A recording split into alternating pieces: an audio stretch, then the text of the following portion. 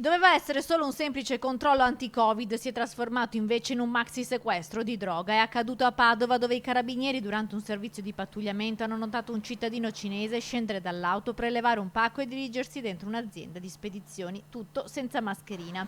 Considerate le disposizioni del DPCM sul Covid-19, i carabinieri hanno invitato lo straniero a indossare la mascherina, ma quest'ultimo ha reagito con nervosismo mentre si sforzava di reggere un pacco piuttosto pesante. Un atteggiamento sospetto che ha convinto i militari a controllare il pacco, dove non c'era nessuna etichetta di identificazione. All'interno erano nascosti quasi 9,5 kg di marijuana. Richiesti i rinforzi, i carabinieri hanno perquisito l'abitazione del 34enne cinese, trovando altri 14 kg di sostanza stupefacente e una chiave che apriva un'altra auto, dove all'interno c'era un cittadino cinese intento a sigillare pacchi con altri 16 kg di marijuana. I quasi 40 kg di droga sono stati sequestrati e i 2 cinesi arrestati.